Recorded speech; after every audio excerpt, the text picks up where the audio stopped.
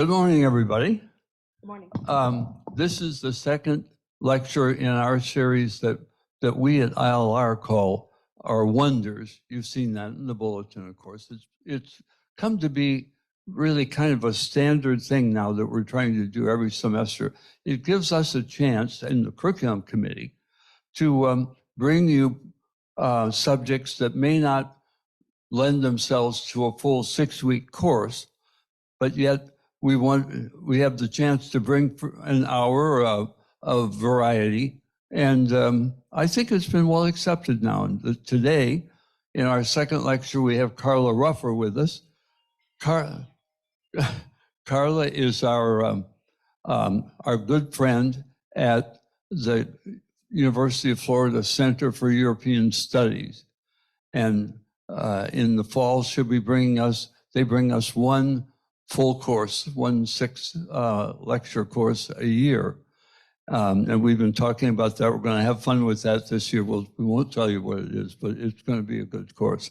Today, Carla is going to talk about how the Center for European Studies works with social media to extend its outreach in the community and in the world in general. We're lucky at University of Florida, and it's always a surprise in a way to think of a university that's so Southeast centered, to think that we would have also such a strong Center for European Studies here. But it's just one of the benefits of having a really great university in town. They have a variety of faculty members who are teaching and doing research in any number of subjects in Europe. And Carla is the front person for all that faculty. She sets up all the outreach, seminars, grant work, and so she's got her finger in everything. And today, as I said, she'll talk to us about how they use social media. Carla Ruffer. Thank you.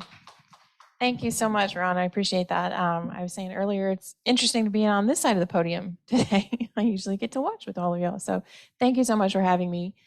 So I am going to talk about social media. And I first want to talk to you about why I am the worst person to have about this conversation and the best person to have about this conversation. So first things first, let's talk about the worst reason.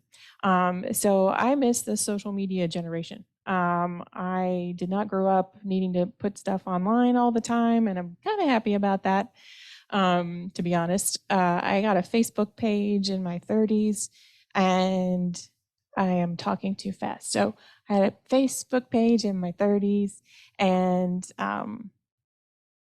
it's just not something I think about much. I will post personally, occasionally, things about my dogs or my cats or my nieces.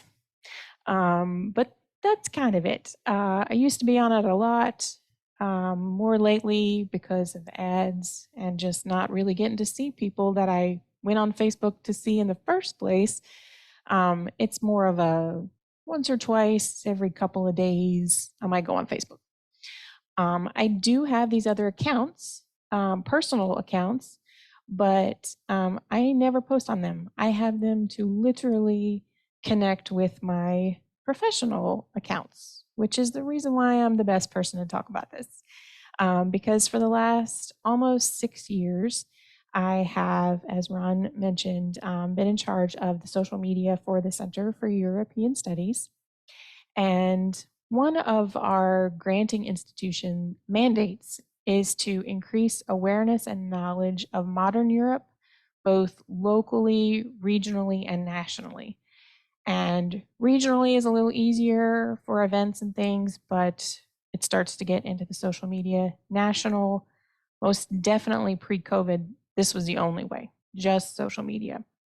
During COVID, quote unquote, post-COVID, whatever you want to call it, we have more things online that can have that national and even international reach.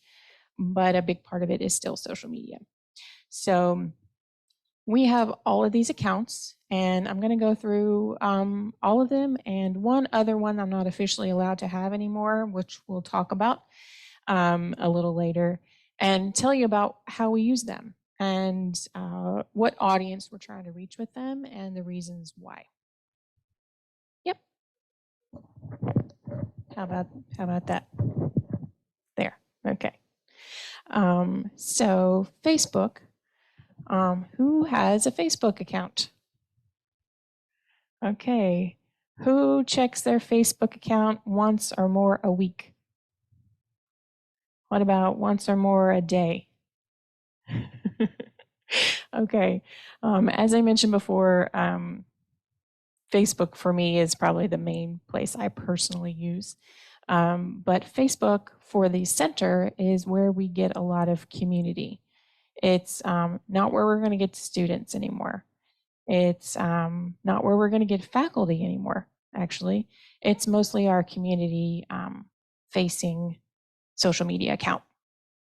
So we will put a lot of events on there. I do actually, again, because it's not my natural inclination to post things, there are multiple online apps that allow you to put one thing in, like whatever you want to talk about, and it will send directly to Facebook, Twitter, Instagram, other accounts. So you don't have to go on there and do the same thing over and over again. So anything that you see on Twitter is going to be on Facebook for us, but not vice versa. There are restrictions to Twitter. There are different things for Instagram, which we'll talk about. But, and Facebook is the only place we put events, again, for that community outreach. So that's going to be our virtual and in-person ones. And a lot of centers are doing that exact same thing. I looked at a lot of centers' Facebook pages, and they are focusing on events primarily. Twitter. Who has a Twitter account? Okay. Yeah, technically I do. So Twitter, as you may know, is instant reactions. It is, you need to have, if you're going to be reacting to stuff right away, you need to have that thing dinging on your phone all the time. For any social media manager, content person, if Twitter is important to them and their company, that thing is going off all the time, because that is the point of Twitter, is to be on trend, on immediate reaction. Thank goodness we do not do that. And I don't know if it's because of me or because of what we do as a center, but we might react to things like the Queen passing or Liz Truss resigning, but you're not coming to the Center for European Studies to find out about it. So for that reason, I don't have notifications on my phone to ding me at all hours of the evening and day. So what we do on Twitter more frequently is reach faculty members. There's a lot where our faculty are here. I might share something that they might have missed about the center itself. We do our Faculty Fridays, again, reaching faculty, or sharing some information about the European Union. So Twitter's not our strongest suit because of the way Twitter is. And faculty's not our primary audience either. It's good. We need them. We use them for a lot of events. You know, we want their interaction, but I'm not going to catch a lot of new faculty on Twitter as an outreach person. So it's not where I put a lot of my energy. Same thing with a lot of other centers like my own. Instagram. Anybody have an Instagram account? All right. Instagram started as pictures, just pictures. Pictures where you could put as many characters describing that picture as you wanted to. Twitter obviously has a limit on how many characters you can post. So a lot of people turn to Instagram to want to express themselves more. Kind of like Facebook, you could write 10,000 words on a post if you really wanted to. Same with Instagram. Instagram is also where hashtags get insane. Everyone know what a hashtag is? A pound sign if you ever used any other non-cellular phone. Hashtags, because there is no limit on Instagram, can get crazy. Twitter started the hashtags, but again, there's a limit. So you're only going to use one or two. You use it to try and get views for people who are only searching on that hashtag. So I only want to look at happy dogs. So I might do hashtag happy dogs. And I'm going to try and find everything that's post like that. But the reason why Instagram got crazy with that is because do you say happy dog? Do you say happy dogs? Do you spell happy in a different way? Do you say happy underscore dogs? Plural, singular, whatever. So people just put hashtags every possible version that they're going to try and find you on Instagram. Instagram is losing popularity with students. It is still a good place for us to find students, but it is losing popularity to TikTok, which we will talk about a little bit. Started out as pictures, then Instagram changed to stories. Are y'all familiar with Instagram stories? Basically, they set up to where, like, if I'm posting a couple of pictures for an event, in typical Instagram, you see the first picture and then you scroll through and look at all the pictures. Stories, it makes it a lot easier. You're just scrolling through for other people. The weird thing with stories is that they're only up there for 24 hours.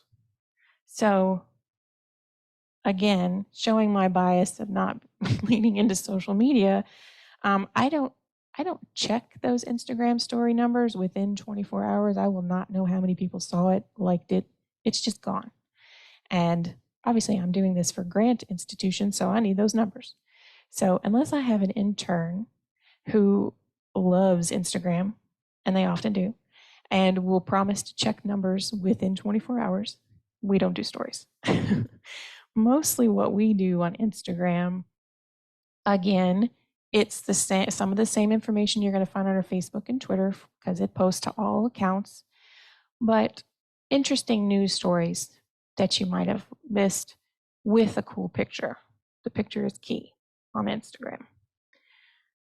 I also like to use it to tell you about stuff about Europe that you might not have known.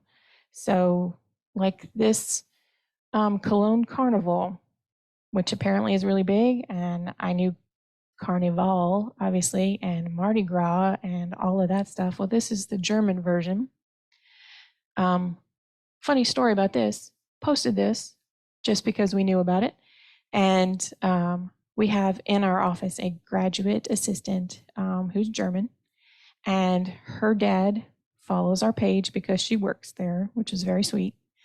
And he saw this from Germany and said, ha, I'm gonna tell my friends, because apparently there's a big rivalry between the Cologne Carnival and another local town, and they were like, "This is ours. You know, we're known for this."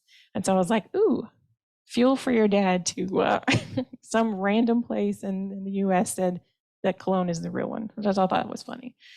So we like to use this to share different types of things you might have missed, news, cool festivals or stories. I like animals, so any kind of animal story I'm probably going to highlight, and I do try to share different types of information. It's always me, so I'm going to lean towards the culture, the history, the climate change, the whatever, but I'm like, the interns help me bring the politics, bring the science, bring the technology that might not be my first go-to, but keep it with a nice range of the entire continent, because we shouldn't just focus on one or so countries. SoundCloud. SoundCloud is a podcasting option, like a iTunes podcast or iHeartRadio. Does anybody listen to podcasts much? Yeah. Yeah. Yeah. SoundCloud is a little, I think the reason why we have SoundCloud instead of like a iTunes podcast is it's free. It's free to post. This again is not our strongest suit. You'll notice how long ago things have been posted. I think you could see on there. No? Okay, then good. Never mind. No, I'm just kidding. One the lower one is from a year ago, and the other one is from 9 months ago. And what we tend to do right now is convert our videos to audio options. So you really want to watch this talk that sounds interesting, but you don't really have an hour to sit in front of a TV screen or a laptop, but you're gardening, you're shopping, cleaning around the house, whatever, you listen to the audio version. That's the concept behind it. The problem with that is that these are originally visual content. So there are sections inevitably where someone's pointing to something like, look at this and let's talk about it. So what we're trying to do is do like a condensed version, like these are the highlights of this talk. So we're working on that, but it really is a summer project for my production assistant because she has a lot to do. And this is not top priority. But we do also have 2 alumni conversation podcasts a year. It's actual interview, more traditional interview conversation. And those talk about anybody who went on a study abroad program for us or had a major or minor, a minor with our center. What are you doing now?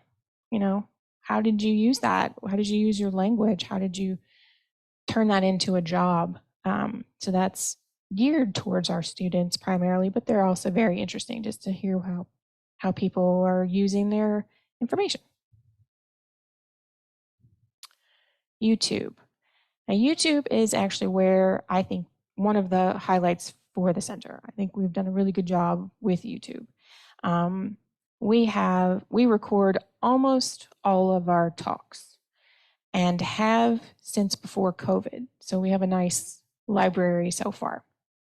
Not every talk speaker is okay with being recorded, and that's fine.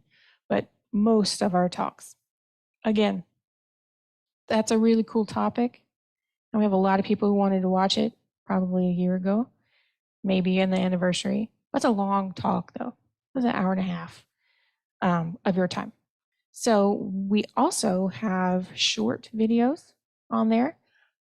We have animated videos of introductions of topics. So this series called European Studies because ... Basically, it comes down to if you're in financial technology or you're a botanist or you're studying terrorism or security, why should you know about that stuff in Europe? What is important from a European perspective that can help your overall knowledge? So that's what these videos, and we have a series of talks that are also about that, but we like these little videos because it's a nice intro. So we currently have 2 up. One is supposed to be up, but for some reason is in the draft phase. I'm not sure why. And then we have 2 more in the works. So they take a really long time because they are animated, but they're really cool introductions. We also have little other videos with introductions. So for a range of ages, that's one of the other things our YouTube has. This is for any age, this introduction to Slavic myths. It's actually I think mostly animated, and it is a promotional video because we had 3 talks on Slavic myths. It's really cool, and it gives you a nice overview of who is Baba Yaga and where does she come from. But we also have videos that are for kids. Like here's a 3-minute introduction on Poland, or Turkey, and so we have a lot of cool videos. Probably over half of them are long, but more and more are on the shorter side because not everybody wants to watch a talk for an hour and a half that they weren't there for. um, so it can get long. Okay, so TikTok. TikTok, I don't officially have anymore because you may have heard that the state of Florida has required or strongly suggested that any government agency doesn't have an official TikTok. And that is because there are legitimate concerns of the Chinese-based company and the data they take on Americans. Those are legitimate concerns. They are not conspiracy theories by any means. That actually is happening, which is very unfortunate because TikTok is where all the students are. All the students are. It's a very popular site. And we had extremely good numbers for the TikToks that we made. So I was like, all right, I don't like actually make them. They take forever. For a for a 1 minute video, it is just pretty much about 2 days of work. But you know, it happens. So there are alternatives to TikTok. Instagram does Instagram Reels, so they're trying to bring those younger people back to them because they've been losing a lot to TikTok. Problem is Facebook owns Instagram. So pretty much the reason why a lot of younger people and just general people have flown away from Instagram is because of all those things we all hate about Facebook, with the constant ads and you're only seeing things that they're promoting instead of what you actually wanted to look at in the first place. So that is a problem with Instagram now too. But of the alternatives, which another one is also YouTube Shorts, of the alternatives to TikTok, Instagram Reels is the better one. And thankfully, they allow you to upload previously recorded videos from other things. So all of these TikTok videos that we have put out in previous forms will be switched over to Instagram Reels. So these are some of our better numbers of pretty much all of our social media. So as much as I don't like making them, I will miss those numbers for sure. We were one of the earliest adopters of our kinds of centers to have a TikTok page. And that is 100% one of the students who I had as an intern was really into it. And she was like, we can do this. I'm like, I have to do it after you leave. And I don't know if I want to. She's like, we can do this. Come on, let's try. I'm like, okay. So she nudged me in the way of TikTok, and it was a good suggestion, and I really appreciate her. And she trained me on it and everything. So I don't know how many other centers ended up doing TikToks. So they're probably thanking themselves now because they would have all had to stop too. Because a lot of state and federal agencies are trying or have strongly encouraged bans on TikTok. So, ooh, I might not take too long. Some other accounts I'd like to encourage you to check out. If this is the type of information you might like what on your social media, to learn things instead of just watch cat videos, I was saying. Although I will say, if you're looking for some great animal videos, I strongly suggest the Dodo on Facebook. They have amazing stuff. And We Rate Dogs. They they have my every week top 5 dogs on Fridays. It just makes my day. So strongly recommended. But anyway, it's probably why I'm still on Facebook, to be honest. But if you also want a little education with your cat videos and dogs videos, these are some good ones. This first gentleman, he's Irish, and I'm gonna share this with Julianne, so you'll have these, and also they're on the recording, of course. He's Irish, and he does a lot of great European content. I actually found him on TikTok, which again, I didn't want to encourage anybody to do that. So I found him on Instagram. He does the same stuff on there. I found him when he did a video on the symbols for European parties. So, why do they use the rose and why do they use the pirate ship and that kind of stuff? So he did a neat little intro on that kind of stuff. And he recently did a video on touring Finland. So it's just a really cool site. The next one is European Studies Center at the University of Pittsburgh. Their Instagram, their Facebook is good too, but it's a lot of events. So if you're looking for events, that's a great place. But their Instagram is good in regards to fun facts about Europe. They do a lot of polls, or trivia, which is another way of using stories. But again, gotta catch it in time. The European Commission on all of their platforms is great. I actually met the people a few years back who do their social media, and they are the ones that have like those little ding notifications. They are on top of stuff. They know everything currently. So if that's something you want, great. That's probably a Twitter thing. If you want to just learn different things about Europe, Facebook, Instagram for their account is great. And also University of North Carolina European Studies Center has a great Instagram too. But as you probably noticed, this is all European related. That's because that's what I work in. But you guys might have an interest in other parts of the world. So I wanted to tell you about this website that I've been working on as part of the founding person of the Teaching the World Consortium. And this is centers like myself.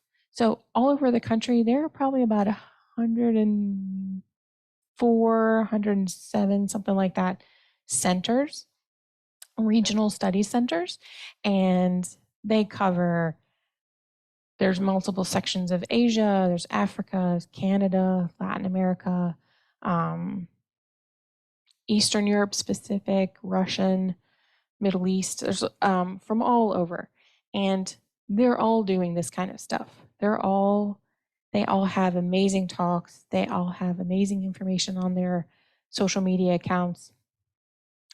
But they're hard to find unless you know of them, which is why we started this specifically for teachers who use this information as resources, which is another big audience of ours. But it's a great place if you want to find somebody to follow about Africa. Now, this site itself is getting redesigned. Right now, if you go there, it's just a list by region, which is helpful. But we're making it a little more obvious. So there'll be a link specifically for videos. There'll be a link specifically for calendar events. So if you want to, a lot of us are doing hybrid and virtual events if you want to find a talk. So go ahead and check it out now if you'd like to, but really kind of mid-summer, it's going to be a little more viable for everybody to use. Yeah. Okay, left to open it up for questions. Okay, thank you, Carla. Are there any questions? I have a couple. Sure. And this gets back to basics. You talked about hashtags. Mm-hmm. Now, what exactly is a hashtag? If a hashtag goes with Twitter and Instagram, did you say? If I wanted to be on Twitter, mm-hmm. Is that really like my address? Is that what my hashtag is?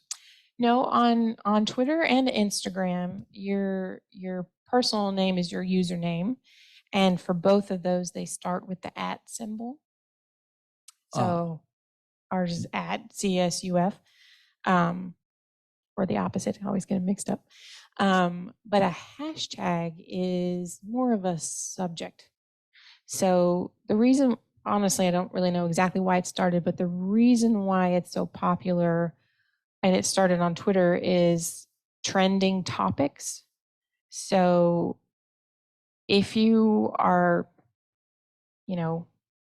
wanting to talk about the Oscars on the day of the Oscars, you would put hashtag Oscars. Kind of a sorting thing. It's exactly a sorting thing.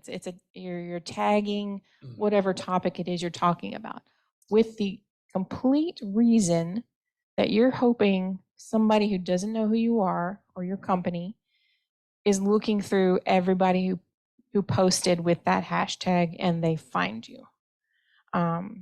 And then they're like, oh, I like their content, I'll follow them.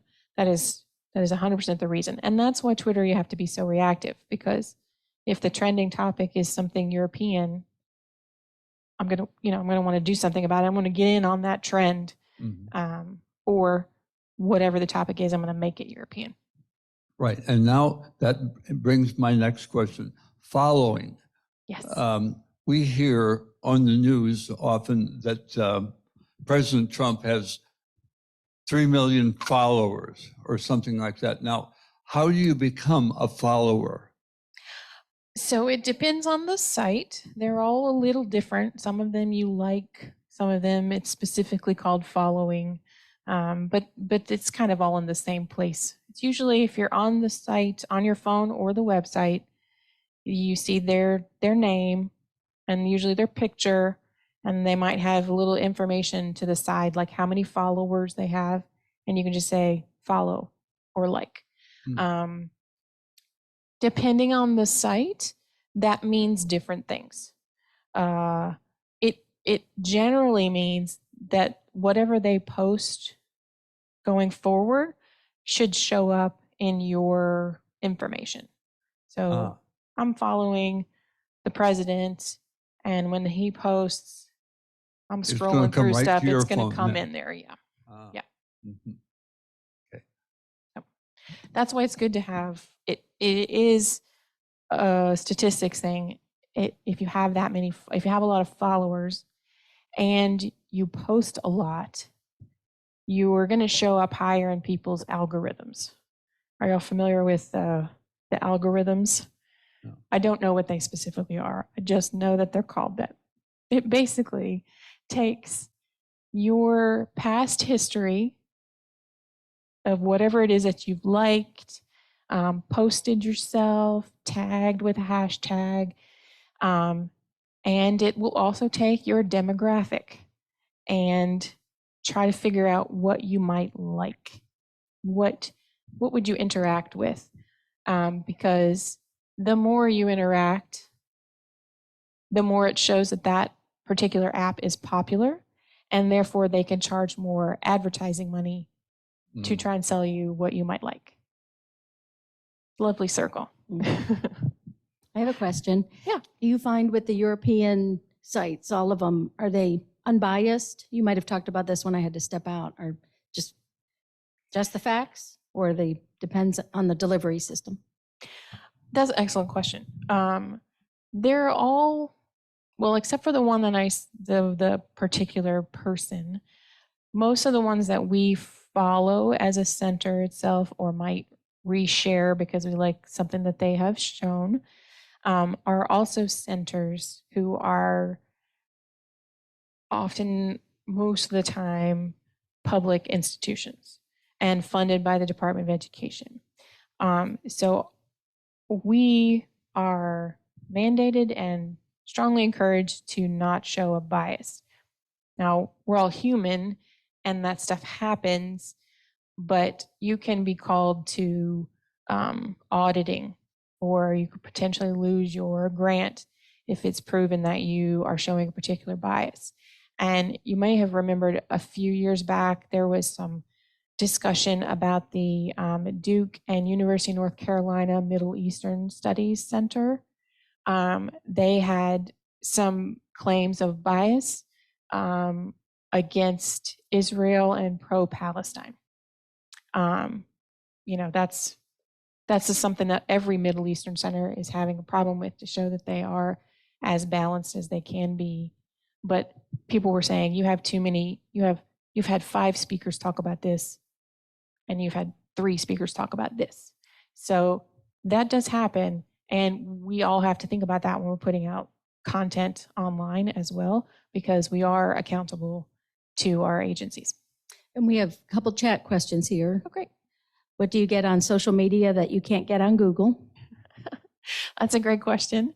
Google is you're searching, you're looking for information.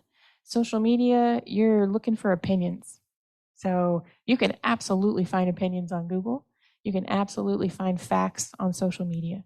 But generally, you're following or you're reading other people's thoughts or their viewpoint on social media, especially if it's a person, just saying, like if I posted something, how I felt, I would post it like that as Carla. If I posted something as the center, it's going to be more factual. It's not going to be how I feel about anything. But that's a good question. Another one? Yep. What you see it, Carla? Can you see it? Yes, we watch PBS, BBC News, and West German coverage for in-depth coverage of European affairs. Old school, I guess. Oh, we appreciate. That's no, absolutely. Again, you're definitely not coming to us for news. You're not gonna. I mean, we will post news stories that we get from BBC News and PBS and other things, and obviously credit them because that's where we got them from. But that's just like maybe you missed the story in the news. Would you like to read it instead? But yeah, absolutely. Use news for your news. Use official news for your news. And just you might learn something random or interesting from these other sites. I have one more. I apologize. I had to step out. Oh, Did sure. you say one of the sites you're not allowed to use anymore, or you got prohibited from the university?